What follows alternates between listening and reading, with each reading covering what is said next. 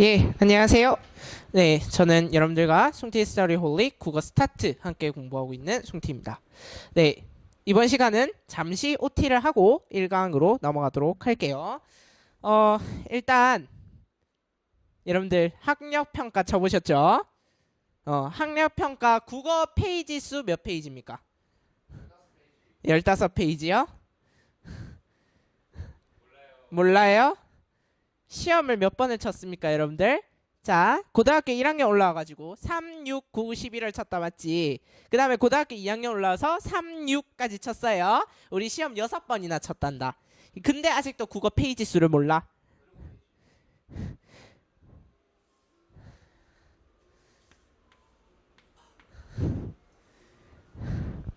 자, 뭐 모를 수 있다 합시다. 우리한테는 아직 9월, 11월, 고3 되면 3, 4, 6, 7, 9, 10, 11.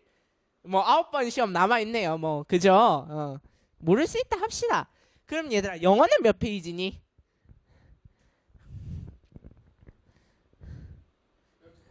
12페이지요? 8페이지요? 10페이지요? 다양하네요. 이런, 너는 시험을 친 거야? 시험 치다 자진 않았지. 영어는 8페이지입니다. 수학은 몇 페이지게요?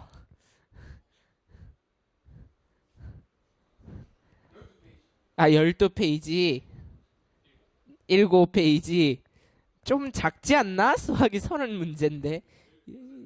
12페이지입니다. 맞췄다고 좋아할 때가 아니에요. 근데 어이, 야, 그러면 국어 몇 문제니? 45문제. 수학은 30문제. 영어는 45문제. 근데 이게 중요할까? 아니요라고 대답할 것 같았어. 중요해 이것들아. 시간 안배를 해야 될 거 아니야. 얘들아 잘 봐요. 여러분들이 이 강의를 듣는 이유가 뭔지 잘 생각해봐. 여러분들이 국어를 못한 이유가 뭔 것 같아? 속도가 느려서? 비문학 때문에? 머리가 안 좋아서? 저 또 이상한 소리 한다. 국어는 얘들아 시간 부족이 대부분 문제예요.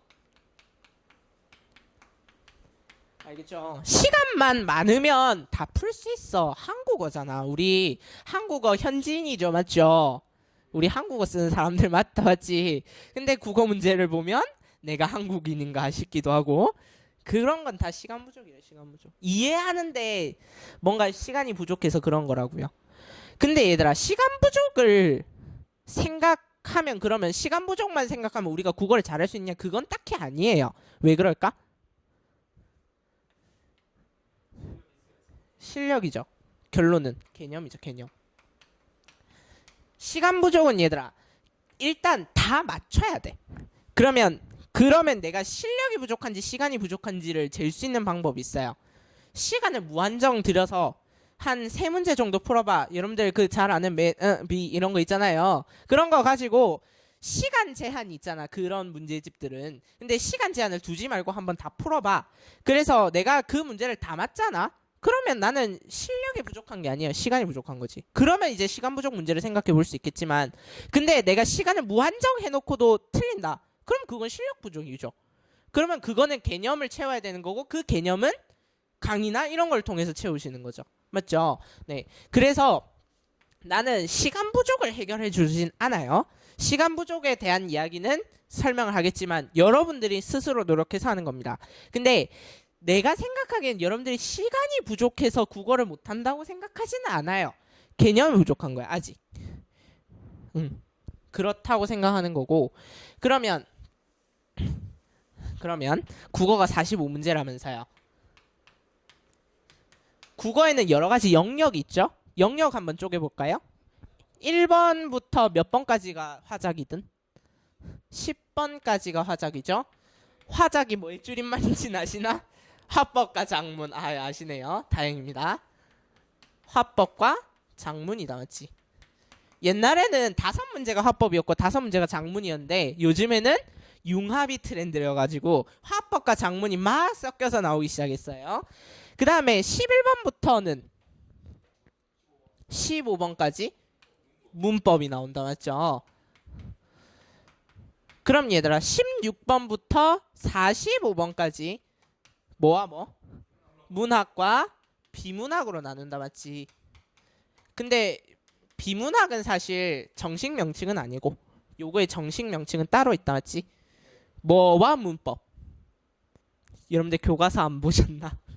독서와 문법이라 한다. 맞죠? 비문학의 정식 명칭은 독서입니다. 알겠죠? 네. 그래서 앞으로는 이제 비문학이라는 표현을 많이 쓰긴 하지만 이 시장에서는 근데 독서라는 표현이 원래 명칭이긴 하고. 그래서 얘들아 요렇게 해서 몇 분 안에 풀어야 됩니까? 아유 시간 많다. 80분이에요. 수학도 100분밖에 안 된단다. 100분 밖에인 사람도 있고 물론 이렇게 엎드려 자시는 분들은 100분씩이나 주는 거지. 잘 시간을. 근데 우리 국어는 그날도 풀잖아요. 한국인이니까 이런 소리 하면서 80분밖에 안 줘요. 한 문제당 2분의 시간이 없어요. 근데 여러분들 보시면 아시겠지만 독서지문 여기서부터 여기까지 차지하지 않든 한 페이지에 그거 다 읽어야 되는데 80분. 아유 참 짧다. 맞지? 그럼 얘들아 내가 지금 이런 얘기를 왜 하고 있죠? 이렇게 왜 나눠야 될까? 시간 분배 전략이야. 전략. 이런 게 전략이야. 알겠죠? 자 그러면 문학 한번 나눠봅시다. 우리 문학은 어떻게 구성되어 있죠? 시, 소설, 희곡, 수필. 아유 감사합니다. 제가 학교에서 이 수업을 똑같이 했는데 뭐가 나왔는지 기억은 안 나는데 하여튼 희곡이 나오는데 5분 걸렸어요. 미치겠어. 그러면 얘들아 시를 두 개로 쪼개봐. 현대시, 고전시가 맞죠? 소설도 쪼개봐. 현대소설, 고전소설 맞지? 수필은 현대수필, 고전수필하고 나누진 않아요. 물론 나누긴 하는데 그러면 더 복잡해져. 희곡은 두 개로 나눠봐. 현대희곡, 고전희곡 아닙니다. 극, 시나리오. 오케이. 두 개가 바뀌었죠. 극갈래 안에 희곡과 시나리오가 있어요. 정확하게 얘기하자면 알겠죠? 네. 그럼 얘들아 여기에서 여러분들이 반드시 보게 될 세트 현대시 봅니까? 나오죠? 항상 나와요. 고전시가 항상 나와요. 현대소설 항상 나와요. 고전소설 항상 나와요. 수필 매번 본 건 아니에요. 맞죠? 근데 수필이나 희곡이나 시나리오 중에 하나는 봤어. 맞지? 그러면 셋 중에 하나 출제되는 건 랜덤이야. 그럼 나머지는 다 나온다는 소리야. 됐죠? 그 다음에 얘들아 비문학은 뭘 가지고 나눌까? 소재를 가지고 나눠요. 소재, 경제 이런 거. 그러면 나눠볼까요? 과학. 오케이. 여러분들 싫어하는 거 다 부르면 돼. 경제, 과학, 정치. 근데 정치 이런 것들은 또 법이랑 같이 묶여서 나오기도 하고 맞지? 막 이런 게 있어. 요거를 하나로 묶으면 뭐가 될까? 사회가 되는 거예요. 그 다음에 또 기술이라고 해가지고 막 건축물에 대한 설명을 하거나 막 저번에는 6월 학평 때는 인력거, 전약용의 그런 거, 유형거에 관련된 설명도 나왔었다 맞죠? 그런 게 기술이야. 기술. 막 책 양장본 이런 거 그런 것도 다 기술이고 카메라 이런 것도 기술이고 그런 게 있어요. 그 다음에 또 하나는 예술이야. 예술. 음의 높낮이 이런 거 가지고 글을 만들기도 하고요. 그 다음에 뭐 태권도 가지고 글을 구성한 적도 있었고요. 하여튼 다양해요. 예술이라고 하는 파트가. 그래서 그러면 미술을 가지고 글을 구성한 파트도 있고요. 그러면 한 5개 정도 이렇게 나누지. 근데 여러분들이 시험장에서 보게 될 건 아마 경제, 과학, 기술. 여러분들이 제일 싫어하는 3개. 경제가 안 나오면 사회가 나올 때도 많고 하나 더 있다. 인문이라고 하는 게 있어요.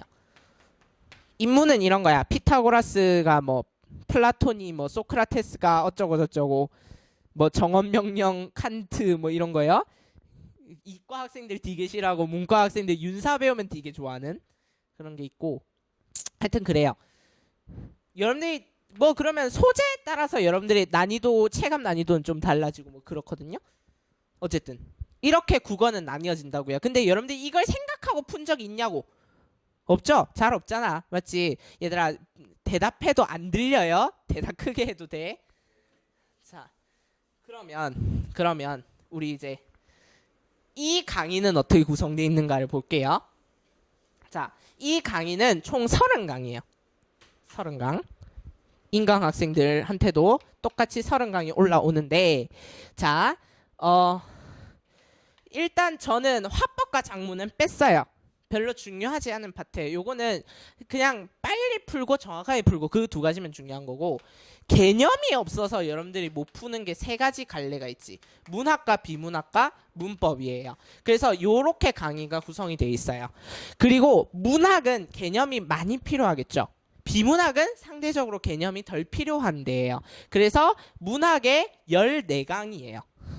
문학이 14강 거의 반이죠. 맞죠? 그 다음에 비문학이 15강에서 21강까지예요. 7강. 그 다음에 문법이 9강이에요. 요렇게 해서 하면 끝나요.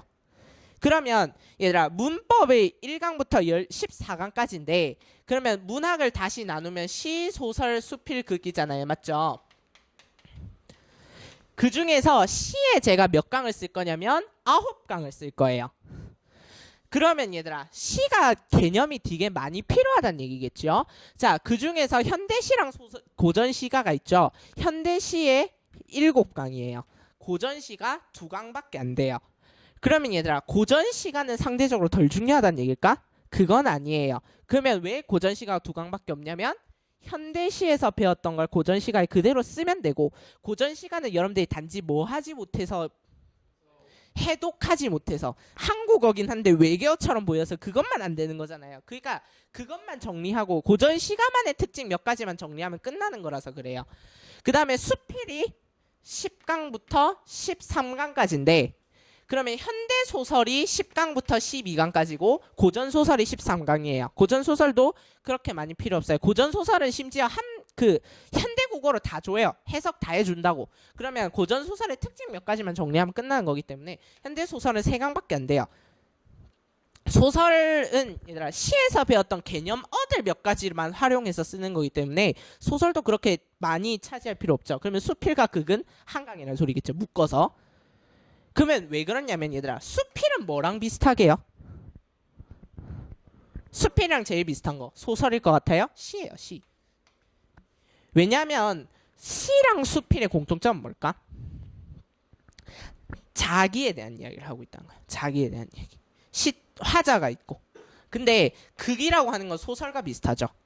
소설을 우리가 이제 시나리오라고 하면 드라마나 연극에서 보는 거잖아요. 맞죠? 그러니까 뭔가 갈등이 주 구성이고 이렇게 하는 점이 비슷하기 때문에 결국엔 수필도 시랑 같고요. 극은 소설이랑 같아요. 그냥 그렇게 해서 풀을 거라고요.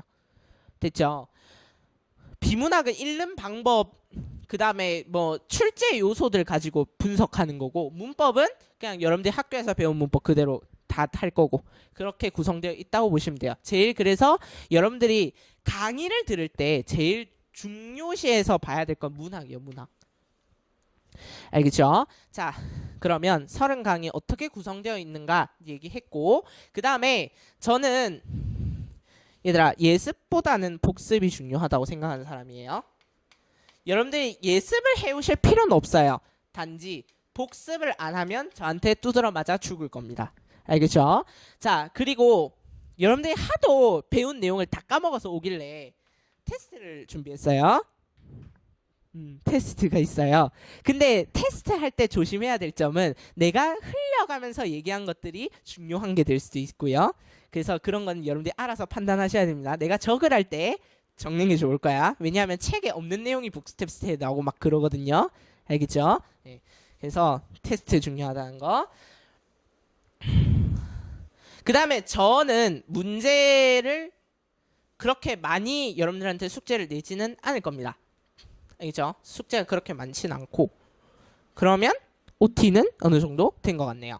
자, 그러면 오늘 이제 OT는 끝났고 그럼 바로 1강으로 가도록 하겠습니다. 자, 1강은 그러면 시가 되겠네요. 맞죠? 그래서 제목이 시의 동그라미라고 그래갖고 내가 충격을 받았어요. 내가 옆에다가 영어까지 써놨는데 동그라미라고 그래갖고 충격을 받았어요. 제로입니다. 자, 왜 제로냐면 얘들아 0이라고 하는 건 출발점이에요. 출발점. 거기에서 여러분들이 개념을 한 계단 한 계단씩 쌓아가라고 만들어 놓은 거야. 알겠지? 그래서 우리 처음부터 시작하는 마음으로 여러분들이 뭐 많은 걸 알고 있다고 생각하진 않으니까 그 초심을 쌓아가는 마음으로 우리 차근차근 공부합시다. 대신 우리한테 두 번의 기회는 없어요. 우리 이제 곧 고3이죠. 맞죠? 우리한테 두 번의 기회는 없으니까 이번이 마지막이라 생각하고 고3 때는 수능 특강이랑 수능 완성을 풀 정도의 실력은 완성을 하고 갑시다. 그래서 스타트예요. 스타트. 알겠지? 자, 그러면 교재 3페이지입니다. 아, 저 친구 교재가 없네요. 어떡하지? 뒤에랑 같이 볼라요? 자, 3페이지. 얘들아, 교과서를 볼 때 여러분들이 절대 안 보는 게 있어요. 뭘까요? 학습 목표예요. 목차도 물론 안 보긴 한데 목차는 안 볼 것 같아서 미리 설명을 좀 해줬고 그래서 학습 목표 절대 안 봐요. 맞지? 근데 선생님들은 학습 목표에서 시험 문제를 내도록 되어 있어요. 그러니까 학습 목표 좀 읽으라고. 알겠지? 자, 그러면 학습 목표 한번 볼까요? 1번 시를 수능적으로 감상하는 방법을 알 수 있다. 이렇게 돼 있죠. 맞죠? 여러분들이 하도 내신을 너무 많이 해가지고 내신이랑 수능이랑 따로 놀아요. 여러분들이 전혀 같다고 보지 않아요. 그게 제일 큰 문제점인데 그러면 시를 수능적으로 읽는다는 게 내신적으로 읽는다는 것과 조금 다르겠지요. 그걸 알아보려고 하는 거예요. 그 다음에 두 번째, 여러분들이 시를 볼 때 제일 먼저 봐야 될 게 뭘까요? 작가랑 제목 뭐 이렇게 얘기할 수 있는데 난 보기라고 생각해요. 보기. 그래서 보기가 중요하다는 걸 얘기할 겁니다. 그 다음 세 번째, 시어나 시구의 의미를 파악하는 방법에 대해서 이해할 겁니다. 됐나요? 자, 그러면 봐봐. 여러분들이 내신을 할 때 공부 방법 알려줄게. 있어요. 맞죠? 시가 있어요. 작가랑 제목은 위에 있어요. 제목, 작가. 그러면 막 한 행, 두 행, 세 행, 네 행 있어요. 그러면 여러분들은 선생님이 불러주시는 거 받아 적죠. 맞나요? 여기 네모치고 여기는 뭐 그러면 핵심 제재다 이렇게 하면서 얘의 의미를 막 적기 시작하고 그러면 적고 나서 이해하는 거지. 아, 이게 이런 의미가 될 수 있구나. 맞죠? 그 다음에 막 뭐 선생님이 막 설명해 주셔. 설명해 주신데 여러분들이 제일 큰 문제점은 그 설명이 중요하다는 생각을 안 듣고 그냥 요것만 적는 거야. 해석만. 시가 왜 이렇게 해석되는지가 중요한 건데 해석만 받아 적은 거죠. 그러니까 처음 보는 시를 봤을 때는 전혀 해결이 안 되는 거지. 여러분들 이때까지 시를 암기해서 푸신 거예요. 알겠죠? 근데 내신이라면 암기해서 푸는 것도 맞죠. 근데 수능은 그렇게 하면 암기가 안 되겠죠. 왜요? 생판 처음 본 시가 나올 테니까. 이해돼요? 그러면 시를 감상하는 방법을 여러분들이 좀 바꿔야 된다는 거예요. 그러면 그 전에 잠시 문학 작품을 감상하는 기본적인 방법에 대해서 일단 하고 시작할게요.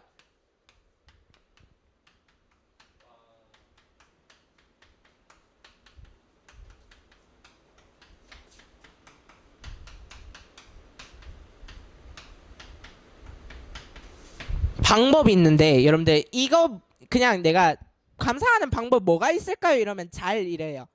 미치겠어. 그걸 어떻게 잘? 그게 중요한 거 아니야. 자, 그럼 봐봐. 여러분들이 보게 되는 건 뭐예요? 하나의 작품이에요. 맞죠? 그럼 얘들아 작품을 읽으면서 그냥 얘들아 시를 읽는다 생각하지 말고 여러분들 시 잘 안 읽잖아. 시집 이런 거 읽는 세대 아니죠. 맞죠? 여러분들 잘 안 읽잖아. 솔직히 이게 소설 읽죠. 소설. 그러면 소설 읽을 때를 생각을 해봅시다. 시보다는 소설이 나을 테니까. 그러면 소설 읽으면서 아 주인공이 왜 이런 행동을 하지? 뭐 이런 생각을 하잖아요. 맞죠? 근데 주변에서 아무런 도움이나 힌트를 없습니까? 아니죠. 여러분들 그냥 작품을 읽고 그 자체의 의미나 그 자체에서 일어나는 일들을 해석하죠. 맞죠? 그래서 이렇게 작품 그 자체만을 두고 해석하는 관점이라고 해서 절대론적 관점이라고 해요. 어머 대답한 사람 있네. 절대론. 문학 작품만이 절대적이란 얘기야. 됐지? 그래서 요거를 뭐라 그러냐면 문학 작품 속에 있는 것만을 가지고 감상한다고 해서 내재론적 관점이라는 표현을 써요. 됐죠? 됐죠? 자, 그 다음에 얘들아. 근데 그러면 봐봐요. 이 작품이 예를 들어서 윤동주의 작품이다라고 해볼게요. 그러면 여러분들이 윤동주라고 하는 작품을 볼 때, 윤동주 작가의 작품을 볼 때랑 다른 사람의 작품을 볼 때랑 느낌이 좀 다르죠. 왜 그럴까요? 윤동주라고 하는 작가의 배경 지식이 여러분들 머릿속에 어느 정도 있기 때문이에요. 그러면 봐봐. 그러면 우리가 볼 때 작가라는 사람도 되게 중요한 것 같네. 맞지? 작가라고 하는 사람의 일생이나 이 사람이 살아온 그런 삶도 중요한 것 같네요. 맞죠? 그러면 이거는 어떻게 그러면 윤동주라고 하는 작가는 어떤 특징을 갖고 있나요? 응? 일제강점기 맞지? 그 다음에 또 광복 부끄러움. 오 고급진 단어 많이 나온다. 이거 그런 게 있죠, 맞죠? 그러면 윤동주 작품을 때 우리는 대부분 뭐라고 생각한다고요? 일제강점기, 광복 이런 걸 생각하게 된다고요. 그러면 그런 것들을 작가가 어떻게 작품 속에 표현해놨는지를 중요시하는 관점이라 그래서 얘를 표현론적 관점이라 그래요.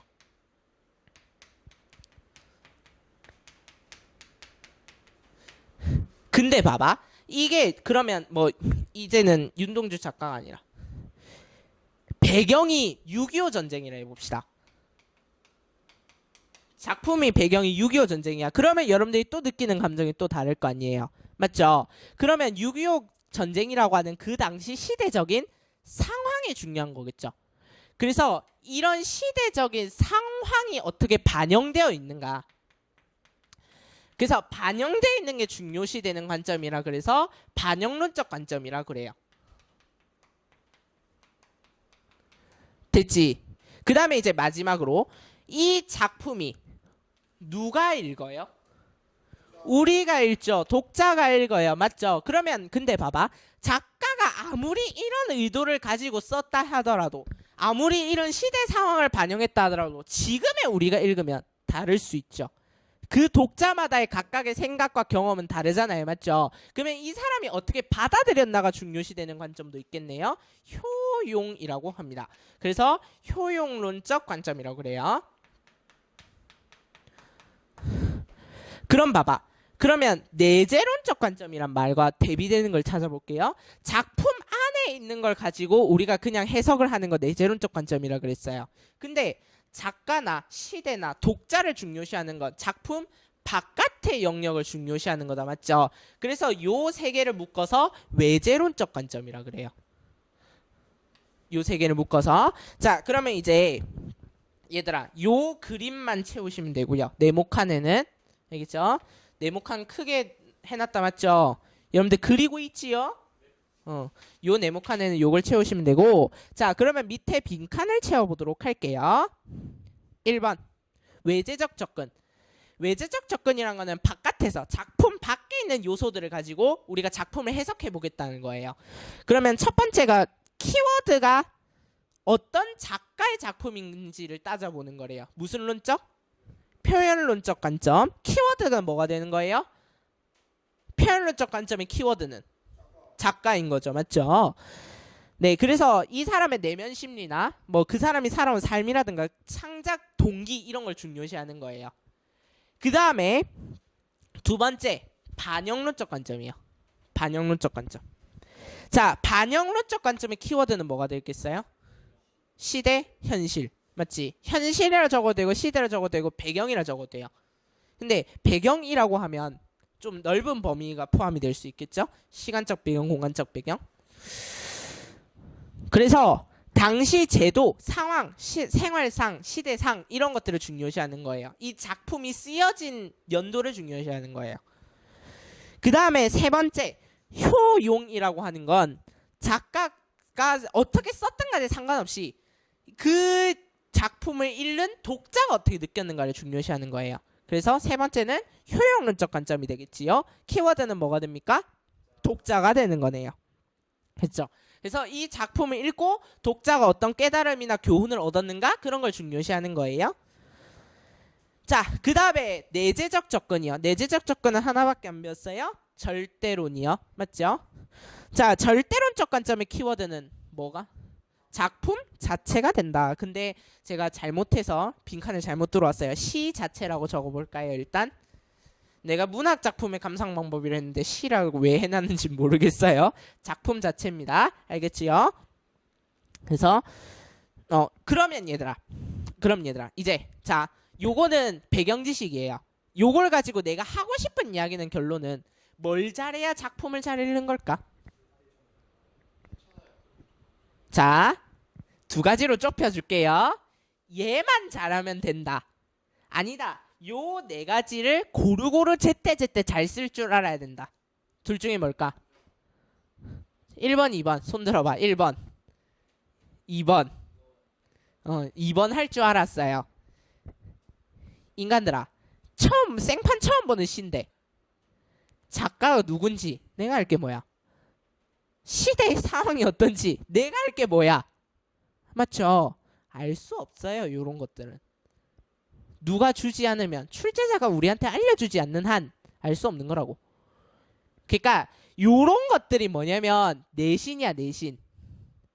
내신에서 이 짓거리를 되게 많이 했다고. 이 시는 1960년대 쓰인 시야. 그러면 뭐랑 관련이 있겠니? 산업화랑 관련이 있겠지. 뭐 그런 식으로 해서 막 뻗어나갔다고요.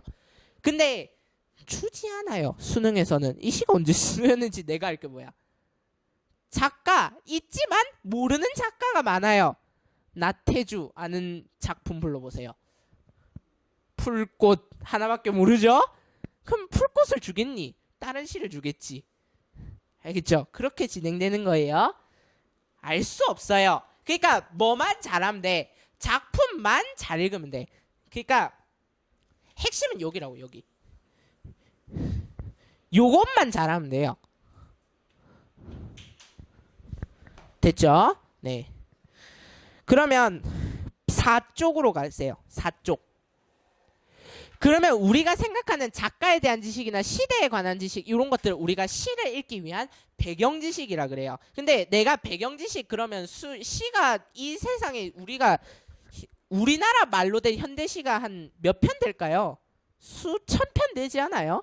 그거 다 외울 거예요? 아니잖아요. 그러니까 그냥 처음 본 작품이라도 그 작품 자체만 잘 읽어내면 된다고. 그 얘기를 하고 싶은 거예요.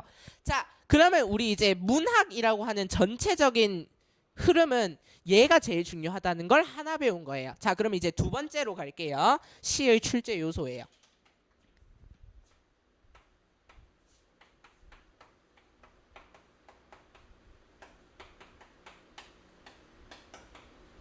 그럼 얘들아, 우리 이제 시에 대해서 이야기를 해볼 거야. 시에서 뭐가 나올까? 화자? 이 시의 화자는 누구입니까? 나가 없다. 정서? 이 시의 화자는 정서가 어떠합니까? 특징? 뭐의 특징? 표현 방법의 특징. 오케이. 이 시에 쓰인 표현 방법으로 적절한 것은?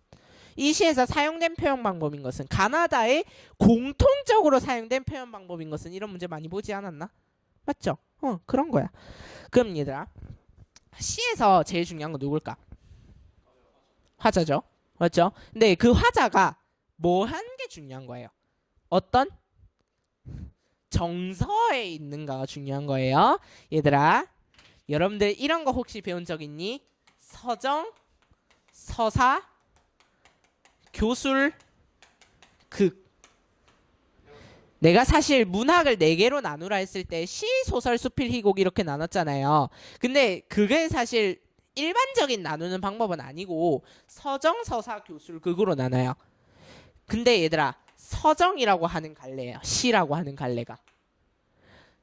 왜 서정이라고 하는 갈래냐면 정서를 서술한다고 해서 시가 서정갈래에 해당하거든요. 그러니까 시는 뭐가 중요하다는 거예요?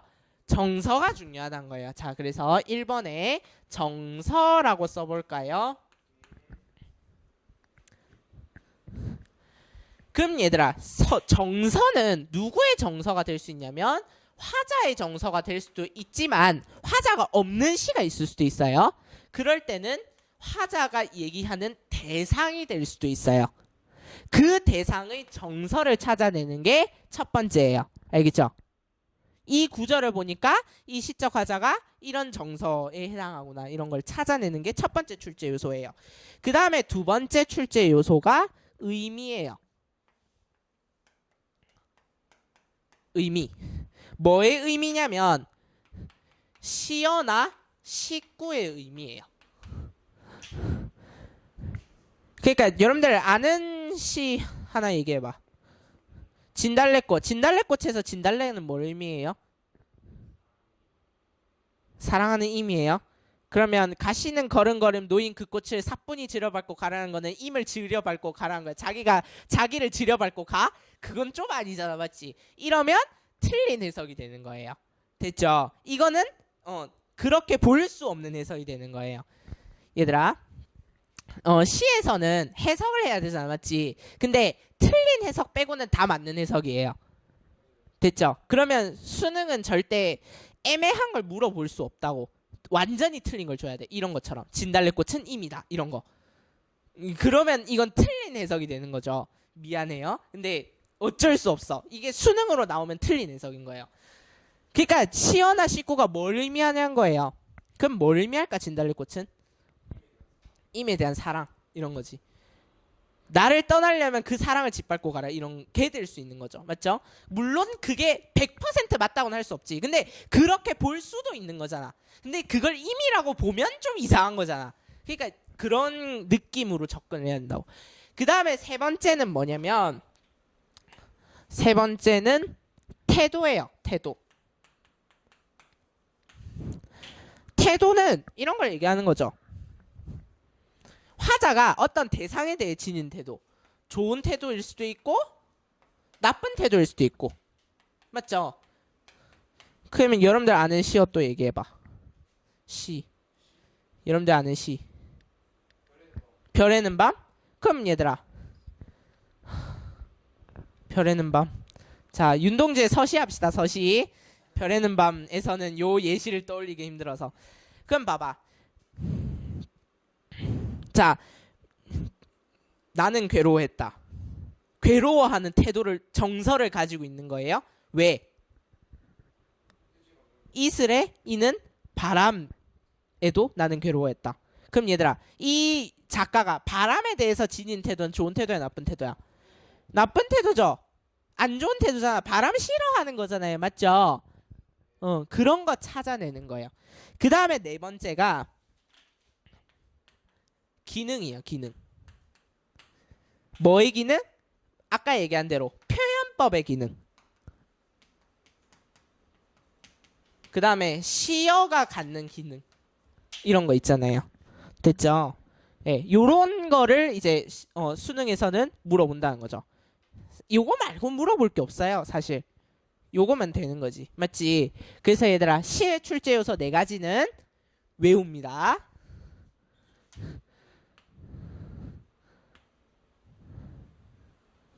정의택이.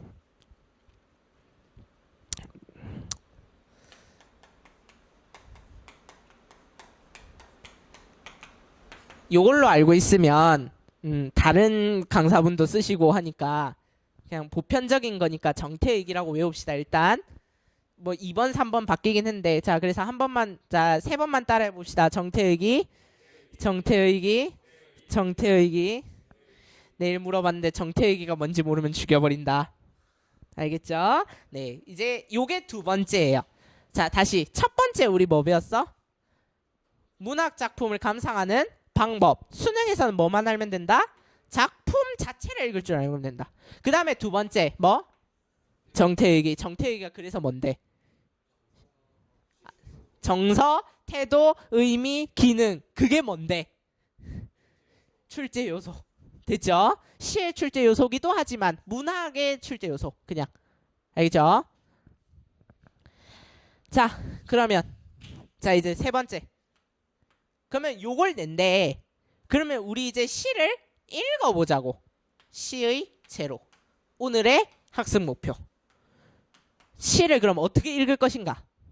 첫 번째 자 시가 보여. 그러면 일단 읽어요. 맞죠? 여러분들은 읽으면 큰일 나요. 읽지 말고 뭐부터? 작가와 제목 요렇게 있죠? 이거부터 확인하셔야 돼요. 그럼 얘들아 왜 이거부터 확인하냐면 얘들아 재수 좋게 내가 아는 작가야. 백석, 윤동주 이런 거면 아싸 하고 읽으면 된다고. 됐지? 그 작가에 대한 배경 지식 우리가 알고 있는 사람이면. 근데 생판 모르는 작가가 나올 확률이 더 높아요. 90%야. 알겠지? 그러면 얘들아 그 다음에 중요한 게 제목인데 그럼 봐봐 예를 들어서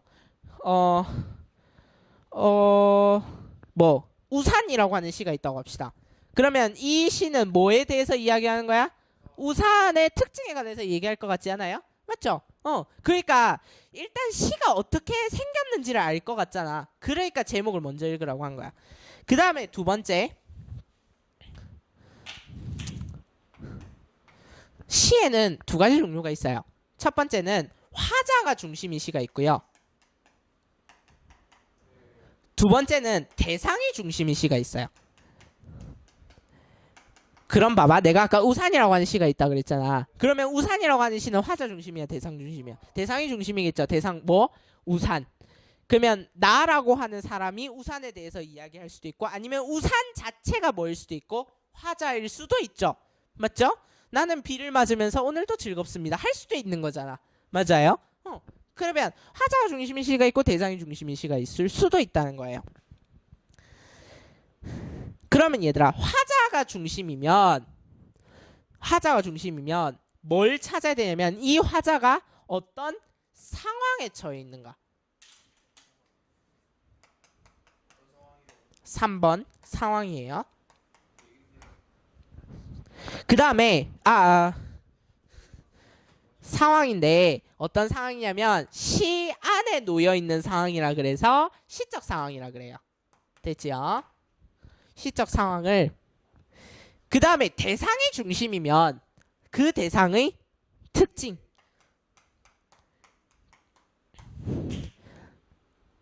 그럼 봐봐 우산이라고 하는 시에 그게 있다 치자. 정호승의 비닐우산이구나.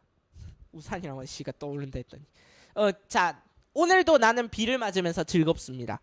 왜냐하면 다른 사람들이 비를 맞는 걸 막아줄 수 있기 때문이죠. 이런 시가 있다고 해볼게요. 그러면 우산의 특징 비를 막아준다. 됐죠? 요런 거 찾으면 된다고. 그 다음에 마지막으로 그러면 시적 화자가 대상이나 또는 자기가 느끼는 뭐와 뭐 정서나 태도를 찾으면 된다고. 됐죠?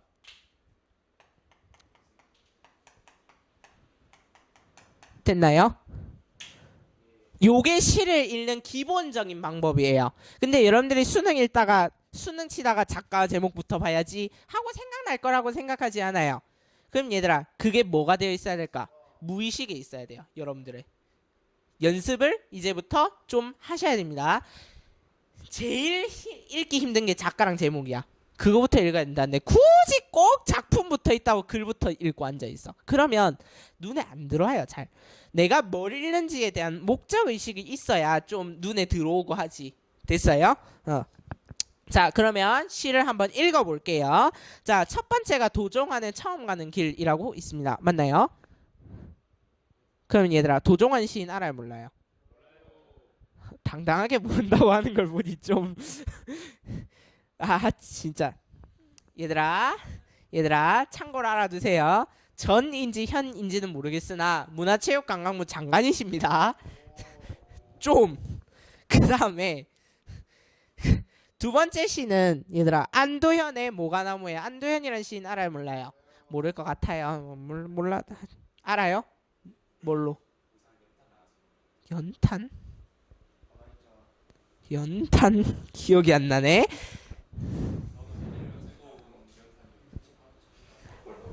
자 기억이 안 나요. 기억날라 했는데. 자, 그럼 얘들아, 자, 첫 번째 시 보겠습니다. 도종 안에 처음 가는 길 있지요. 그럼 얘들아, 이 처음 가는 길에 누가 있을까? 나가 있겠죠, 맞죠? 시적 상황 속에, 맞지? 그러면 이 사람이 놓인 시적 상황은 어떤 거예요? 처음 가는 길 앞에 놓여 있다는 거예요, 맞죠? 나는 시를 안 읽었어요. 제목만 봤어요. 뭔 내용인지 알 것 같아요. 이게 제목의 힘입니다, 알겠죠? 제목만 읽어도 이 정도는 떠오를 수 있어야 돼요. 알죠? 이 정도는 할 수 있죠. 자, 그럼 가보겠습니다.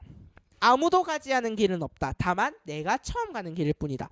누구도 앞서가지 않은 길은 없다. 오랫동안 가지 않은 길이 있을 뿐이다. 두려워 마라. 두려워하였지만 많은 이들이 결국 이 길을 갔다. 죽음에 이르는 길조차도 자기 전 생애를 끌고 넘은 이들이 있다. 순탄하게만 한 길은 아니다. 낯설고 절박한 세계에 닿아서 그래서 길인 것이다. 자, 그러면 일단 화자 나가 있어요, 없어요? 어디? 내가 처음 가는 길일 뿐이다. 아, 감사합니다. 네, 학교에서 했을 땐 내가 없어요. 나가 없어요. 이래서 나 있잖아 이랬더니 이건 내잖아요. 나가 아니라. 아니, 좀 그런 말이 아니라. 자, 그래서 내가 있어요. 맞죠? 자, 그러면 상황. 어떤 상황에 처해 있는데? 맞죠? 자, 그럼 봐봐. 화자가 중심이시네. 시적 상황을 찾았네. 그 다음에 뭐 찾아야 되는데? 정서 태도. 어떤 태도와 정서를 보이고 있습니까? 두려워하지 않겠다라고 하는 정서죠. 그거는 어떤 태도입니까? 않겠다. 그러겠다. 극복이 아니지. 의지지, 의지. 극복이란 거는 어려운 거를 뭔가 뛰어넘은 이런 거고, 알겠지? 두려워하지 않겠다라고 하는 의지를 나타내는 거죠. 맞죠? 자, 그러면 이제 두 번째 시로 가겠습니다. 안도현의 모가나무예요. 모가나무라고 하는 제목을 보니까 이건 모가나무에 대해서 이야기하겠군요. 맞죠? 그러면 모가나무에 어떤 특징이 있을까? 몰라요? 그러면 읽어야죠. 맞죠? 읽을게요. 모가나무는 한사코 서서 비를 맞는다. 빗물이 어깨를 적시고 팔뚝을 적시고 아랫도리까지 번들거리며 흘러도 피할 생각도 하지 않고 비를 맞는다. 모가나무? 저놈이 도대체 왜 저러나? 갈아입을 팬티도 없는 것이 무얼 믿고 저러나? 나는 처마 밑에서 비그치기를 기다리고 있다가 모가나무 그가 가늘디 가는 가지 끝으로 푸른 모가 몇 개를 움켜쥐고 있는 것을 보았다. 끝까지 바로 그것 그 푸른 것만 아니었다면 그도 벌써 처마 밑으로 뛰어들어왔을 것이다. 자, 그럼 볼까요? 화자 있어요, 없어요? 없어요? 할 줄 알았어요. 있죠? 끝에서 다섯 번째 줄 나는. 맞죠? 그러면 근데 봐봐. 나가 내 얘기를 하는 거야? 아니요. 나가 누구 얘기를 하는데요? 모가나무 이야기를 하죠. 그러면 화자 중심의 시는 아니에요. 대상 중심의 시지. 그러면 대상 중심의 시면 뭐 찾으라고? 특징 찾으라고. 모가나무의 어떤 특징? 비를 막아주는 게 아니죠. 비를 맞고 있죠. 이 아저씨야. 비를 맞고 있어요. 근데 그걸 누가 본 거야? 내가 본 거야. 자, 그러면 나는 어떤 정서를 가지고 있는데 이 모가나무에 대해서 왜 저러지? 의아해하죠. 의문을 갖죠. 모가나무에 대해서. 근데 그 의문을 해결했어, 못했어? 해결했어요. 어떻게 해결했는데? 답이 뭔데? 모가나무 왜 비를 맞고 있는데? 그 뭐가 그 푸른 묘가 그거 지키겠다고 비를 맞고 있다는 거예요. 됐죠? 이해를 하는 거죠, 모가나무를. 이것들 내가 출제하면 거의 다 틀리겠는데? 이렇게 쉬운 시를. 얘들아, 이런 시는 절대 수능에 나오지 않아요. 눈에 바로바로 보이잖아. 여러분들은 안 보일지 몰라도. 그 다음에 자, 그러면 우리 이제 세 번째 시를 읽는 방법에 대해서 배운 거예요. 정리해 볼게요. 일단 뭐부터 보자? 작가와 제목부터 보자. 얘들아, 앞으로는 내가 작가 제목을 안 보고 글을 바로 읽는 경우가 생기면 그건 의도적인 겁니다. 여러분들이 스탑을 시켜야 돼요. 안 시키면 내가 시를 다 읽고 소리를 지릅니다. 야! 이런 식으로. 알겠지? 스탑을 시키세요. 여러분들이 체화가 돼 있어야 된다는 거야. 알겠지? 두 번째. 자, 뭐가 중심일 수도 있고 화자가 중심일 수도 있고 뭐가 중심일 수도 있고 대상이 중심일 수도 있고. 그러면 화자가 중심이면 화자가 어떤 상황, 시적 상황에 처해 있는지를 찾고 대상이 중심이면 대상의 특징을 찾고 그러면 그런 시적 상황이나 특징 속에서 나타나는 화자의 정서, 태도 이런 걸 찾으라고. 됐죠? 그게 시를 읽는 기본적인 방법이에요. 자, 그러면 우리 이제 네 번째로 갈게요. 그러면 우리가 이런 거는 시를 대충 읽은 거예요. 대충 안 읽으신 거 아니에요? 대충 읽었어요. 그러면 우리 이제 어떻게 읽는 방법을 배워볼 거냐면 섬세히 읽는 방법에 대해서 알아볼 거예요. 됐죠?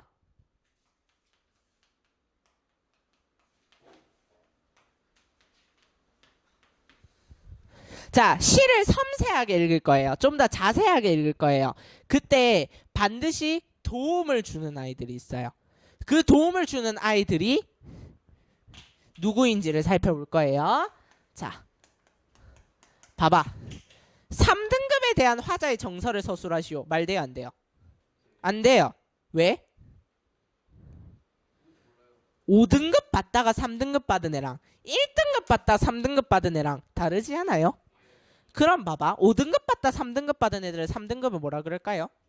꿈같은 3등급이라 하지 않겠어요? 맞죠? 그럼 얘들아, 꿈같은 3등급. 3등급을 뭐 하고 있어? 비유? 아, 비유 맞네요. 수식하고 있죠, 수식.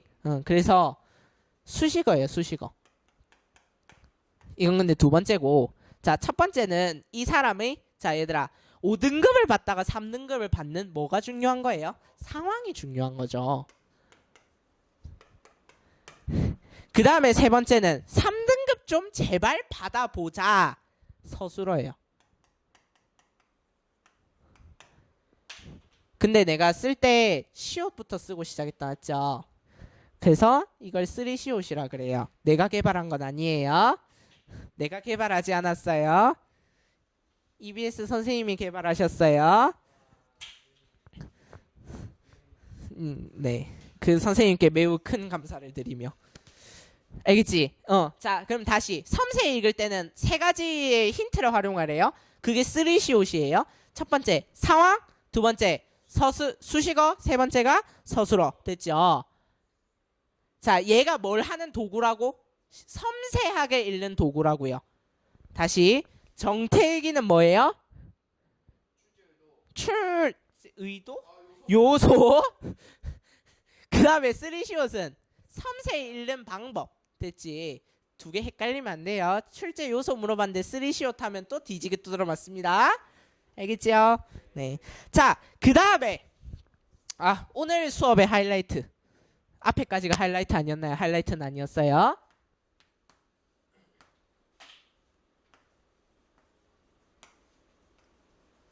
얘들아, 별표로 은하수 그려. 은하수 뭔지 안 나왔죠? 별표로 은하수를 그려. 5번에 별표로 은하수를 그려. 빨리, 지금 당장, right now. 그리셨나요? 중요합니다. 내가 학교에서 수업을 하면서 약간 징크스 같은 게 생겼는데, 내가 중요하다고 하면 애들이 그렇게 못 외워요. 왜 그런진 모르겠어. 내가 중요하다고 하면 외우기 싫나 봐. 아니, 그래서 뭐가 중요할까요? 보기요, 보기. 얘들아, 이름이 보기인 데는 이유가 있지 않겠니? 제발 좀 보라고요. 알겠죠? 보기의 힘입니다. 내가 이러니까 무슨 설교하는 것 같다. 자, 볼게. 보라고. 보기가 있으면. 그러니까 여러분들이 문학 작품을 읽기 전에, 내가 작가 제목 읽으라 그랬죠. 그 작가랑 제목을 읽기 전에 먼저 봐야 돼요. 나는 그렇게 생각해요. 근데 저 아이는 끝까지 작가 제목을 먼저 봐야 된다고 이야기하고 있어요. 쟤는 나랑 생각이 다른데. 어쨌든 자, 그래서 작가 제목 보기 전에 일단 문학 작품이 출제가 됐어. 그러면 그 옆에 뭐부터? 문제부터 스캐닝해야 돼요. 문제에 그러면 반드시 뭐가 들어있다? 보기가 있는 문제가 있어요. 문학 작품 안에는. 알겠죠? 그러면 그 보기부터 읽어야 된다고. 근데 봐봐. 그러면 왜 보기가 있는지, 그 보기의 필요성에 대해서 일단 얘기를 해드릴게요. 보기가 왜 있냐면, 얘들아, 작품 속에 있는 것만으로는 해석하는데 한계가 있죠. 윤동주의 작품인데 윤동주의 그 작품에만 집중해서 해석을 하면 뭔가 좀 문제가 생긴단 말이에요. 그러면 윤동주가 평소에 어떤 생각을 가지고 있는 사람이었는지, 윤동주가 살던 시대는 어떤 상황이었는지 알아야 되잖아요. 맞죠? 근데 우리는 잘 몰라요. 그러니까 출제자가 알려주는 거야. 이런 작가는, 이 작가는 원래부터 이런 삶을 살아온 사람이었는데, 그러다 보니까 이런 상황을 상황이 또 있었고 그러니까 이런 상황 속에서 이런 작품을 냈어 하면 우리는 아 그렇구나 하고 읽으면 된다고요. 그러면 작품 읽는데 도움이 된다고. 알겠지? 생판 처음 뵙는 작가님의 생판 처음 뵙는 글에 알 수가 없잖아요. 그러니까 준다고 힌트를. 그게 복이에요. 됐죠? 네, 그래서 얘들아 결국은 왜 복이가 존재하냐면 절대론적 관점만 가지고는 작가가 표현하고자 하는 생각을 읽는데 한계가 있기 때문이야. 얘들아 작가가 표현하고자 하는 생각 두 글자로 줄여봐.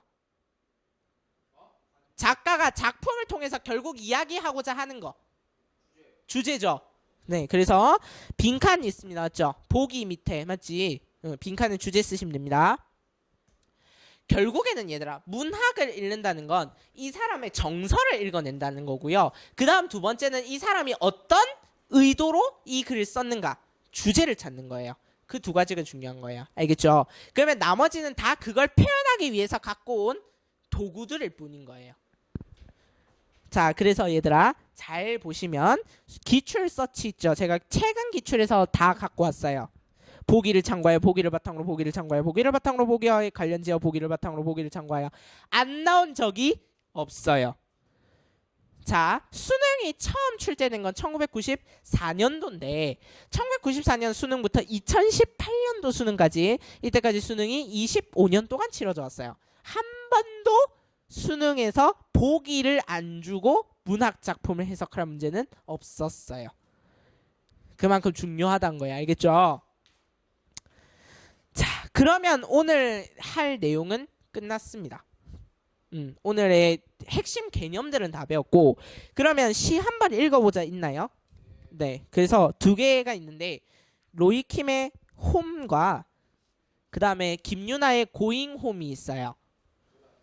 노래예요. 얘들아 결국엔 얘들아 내가 얘기하고자 하는 건 뭐냐면 우리가 얘기하는 노래는 결론은 다 시에서 왔다는 거야. 작사를 한다는 건 시를 쓴다는 얘기야. 근데 얘들아 내가 왜 두 개를 갖고 왔을까? 두 개 공통된 걸 찾아봐. 홈 맞지? 주제가 집이에요. 집. 알겠지? 근데 물론 주제가 집이랑 직접적인 관련이 있는 건 아니에요. 그거는 여러분들이 읽으면서 보시면 될 것 같아요. 내가 생각했던 수업은 원래 뭐였냐면 노래를 틀어주고 잠시 노래를 감상을 시킨 다음에 그 다음에 수업을 하는 건데 그거는 무리 됐어요. 자, 시간이 OT를 했잖니 오늘. 자, 그러면 이제는 실전입니다. 맞죠? 네, 첫 수업이니까 우리 원래는 이거 어떻게 하는 거냐면 여러분들 풀라고 시간 드리고 그 다음에 푸는 거고요. 그 다음에 숙제 되어 있다 맞죠? 이거는 여러분들의 숙제 몫입니다. 알겠지요? 네. 자, 그러면 얘들아 나랑 같이 풀 문제가 1번과 2번이 있네요. 자, 그러면 이거 보고 갈게요. 자, 신석정의 꽃덤불 있죠? 맞나요? 그 다음에 나는 전봉건의 사랑이네요. 맞죠? 꽃덤불과 사랑이에요. 사랑이 주제인 시라고. 그 다음에 꽃덤불은 뭔지 모르겠죠. 그러면 읽어봐야죠. 자, 그러면 시를 읽으면 된다. 맞죠?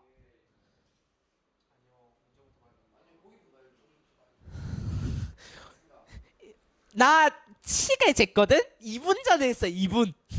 2분 만에 까먹는단 말이야? 작가랑 제목을 읽을 때 뭔가 수상하다는 생각이 안 들었나? 이런 보기를 봐야지. 얘들아 이번에 보기를 바탕으로 가와 나를 참고하라고 돼 있어야 안 돼 있어요? 돼 있어요. 아 그러면 이건 진짜 선물 같은 보기인 거죠. 보기 하나만 읽으면 가나시가 해석이 된다는 얘기네. 자, 그럼 갈게요. 사랑이 이루어진 상황을 사랑의 결실이라고 부르는 것은? 그럼 봐봐. 일단 가나는 둘 다 공통된 주제를 가지고 있다는 거야. 뭐? 주제가 사랑이라는 거지.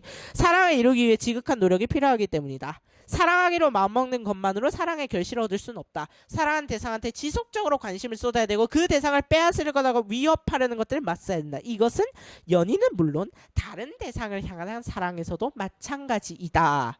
됐죠? 그러면 이 보기를 통해서 주제가 사랑이라는 것을 얻었어요. 그 다음에 이 사랑을 얻기 위해서 화자는 어떤 행동을 보일 건지도 알겠어. 어떤 행동을 보일 것 같은데? 지속적인 관심을 쏟고 그 다음에 두 번째 위협하거나 빼앗으려 한 대상을 막아야 돼요. 그런 행동을 보일 거야. 시 안에서. 괜히 쓸데없는 말 안 줘요 보기에서. 알겠지? 그 다음에 얘들아 1번 기억에서 리을에 나타난 말하는 이의 태도에 대한 설명으로 가장 적절한 것은 이라 돼 있죠. 맞나요? 그럼 얘들아 기억, 니은, 디귿, 리을 이렇게 되어 있는 거는 밑줄이 쳐져 있잖아. 맞지? 그러면 적어요. 밑줄에 앞, 뒤까지 읽고 밑줄에 앞, 뒤를 읽고 라이브로 푸셔야 됩니다. 라이브로. 라이브란 말이 무슨 말이에요? 즉석 바로 푸셔야 된다고. 기억 앞, 뒤를 읽었으면 바로 1번에 1번으로 넘어와야 된다고. 됐지? 자, 이해하셨죠? 자, 그러면 1번과 2번을 보면 내가 문제를 풀 계획을 세워야 돼요. 문제를 어떻게 풀래 하는 계획을 세워야 돼. 자, 일단 1번은 바로바로 해치워야 되고 그 다음에 2번은 봐봐. 그러면 가나를 다 읽어야 2번을 풀 수 있다는 거야? 그건 아니야 얘들아. 그게 여러분들이 제일 하는 큰 착각인데 가를 읽으면 2번에서 선택지 몇 개를 제낄 수 있어요. 봐봐요. 1번 가에서 2번 가에서 3번 나에서 4번 다에서 5번 가와 나에서. 맞지?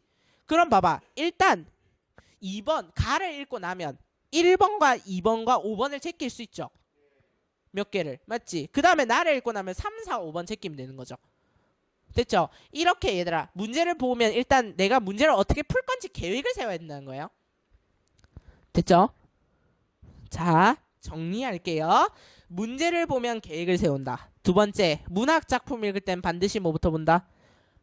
보기 본다. 그 다음에 작가 제목 읽으세요. 이게 순서입니다. 알겠죠? 이런 생각을 하면서 풀어야 돼 얘들아. 그냥 무턱대고 풀면 안 풀려요. 그러면 일단 가부터 갈게요.